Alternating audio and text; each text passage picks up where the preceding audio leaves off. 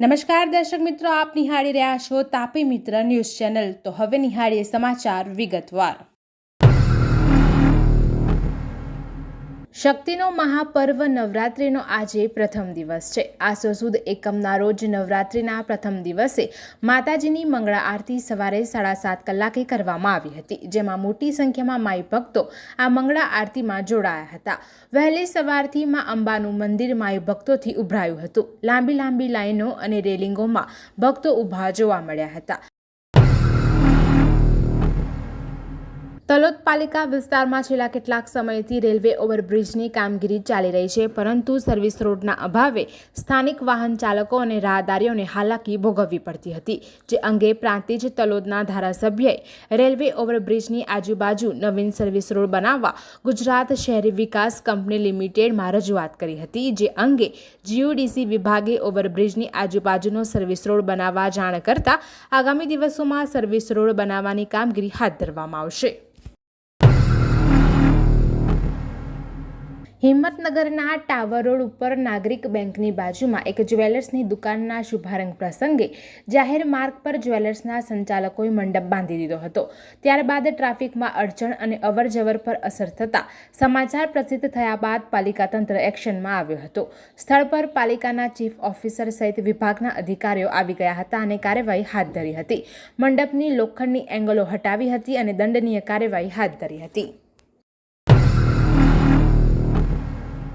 રાજકોટ શહેર અને આસપાસના વિસ્તારમાં રસ્તાઓની હાલત બિસ્માર સ્થિતિમાં છે, ત્યારે ભાવનગર હાઈવે ઉપર ત્રંબા ગામે ખરાબ રસ્તાને લઈને કોંગ્રેસ દ્વારા વિરોધ કરવામાં આવ્યો હતો। મસમોટા ગાબડામાં ભાજપના વિકાસના ઝંડા લગાવાયા હતા। કોંગ્રેસના કાર્યકરોએ ખરાબ રસ્તા પર પોતાના બાઇકમાંથી પડતા હોય તેવા દ્રશ્યો સર્જીને લોકોને કેવી હાલાકી પડે છે તેવું દર્શાવવાનો પ્રયાસ કર્યો હતો। નોંધનીય છે કે ભાવનગર હાઈવે પર અલગ અલગ જગ્યાએ હજુ પણ ખાડાઓ જોવા મળી રહ્યા છે, ત્યારે કોંગ્રેસ દ્વારા વિરોધ પ્રદર્શિત કરવામાં આવ્યો હતો। ગરબાના ઉત્સવને ધામધૂમથી ઉજવવા માટે દર વર્ષે વાઇબ્રન્ટ નવરાત્રી ફેસ્ટિવલ ઉજવવામાં આવે છે। આ વર્ષે અમદાવાદના જીએમડીસી ખાતેથી આજે કેન્દ્રીય ગૃહમંત્રી અમિત શાહના હસ્તે તેમજ મુખ્યમંત્રી ભૂપેન્દ્ર પટેલની વિશેષ ઉપસ્થિતિમાં વાઇબ્રન્ટ નવરાત્રી ફેસ્ટિવલ 2024નો શુભારંભ થશે। આરોગ્ય મંત્રી ઋષિકેશ પટેલ, પ્રવાસન મંત્રી મુળુ બહેરા તેમજ ગૃહ રાજ્યમંત્રી હર્ષ સંઘવી પણ હાજર રહેશે। અમદાવાદના પ્રહલાદનગર રોડ ઉપર સીએનજી કારમાં એકાએક આગ ભભૂકી હતી। આ ઘટનાને કારણે રોડની બીજી તરફ ટ્રાફિક જામ થઈ ગયો હતો। જો કે આ ઘટનાને કારણે હજુ સુધી કોઈ જાનહાનિ થઈ નથી। જો કે ઘટનાની જાણ થતાં તુરંત જ ટ્રાફિક પોલીસે જે રોડ પર ઘટના ઘટી હતી તેને બ્લોક કરીને વાહનોને બીજા રસ્તે ડાયવર્ટ કર્યા હતા। ઘટનાની જાણ ફાયર બ્રિગેડને થતાં તાત્કાલિક ઘટના સ્થળે જવા માટે ગાડીઓ રવાના થઈ હતી। ફાયર બ્રિગેડની ટીમે પાણીનો મારો ચલાવી આગ ઉપર કાબુ મેળવ્યો હતો। આ ઘટનામાં કોઈ પણ પ્રકારની જાનહાનિ થઈ નથી।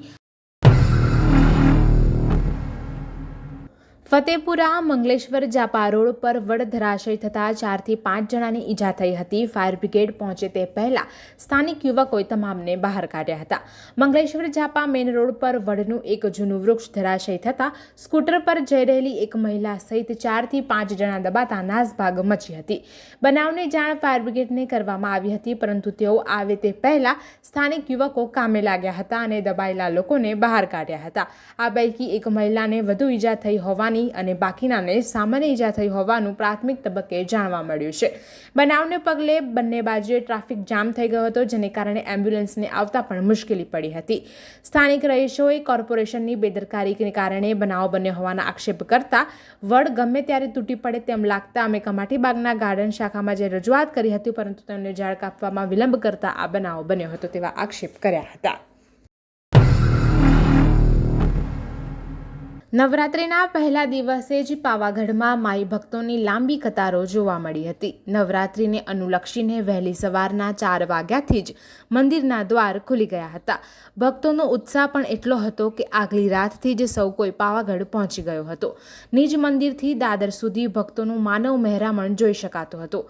મંદિર ટ્રસ્ટે પ્રસાદના વિતરણમાં પણ કોઈ કચાશ ન રહે તેવી વ્યવસ્થા કરી છે અને દરરોજ 3 પાળીમાં પ્રસાદ બનાવવાની કામગીરી દિવસ રાત થઈ રહી છે। એક જ દિવસની અંદર પ્રસાદના 35 થી 40 હજાર પેકેટ બની રહ્યા છે।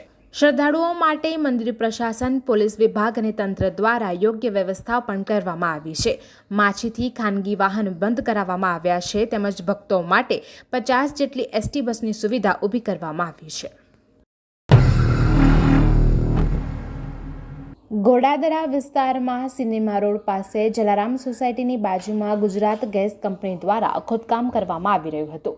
તે દરમિયાન એકાએક ગેસ લાઇનમાં ભંગાણ સર્જાતા લીકેજ શરૂ થયું હતું, જેને કારણે ફ્લેશ ફાયર ખૂબ જ જોરથી શરૂ થઈ ગયું હતું. આગની જ્વાળાઓ ખૂબ જ મોટા પ્રમાણમાં નીકળતા આસપાસના લોકો ગભરાઈ ગયા હતા.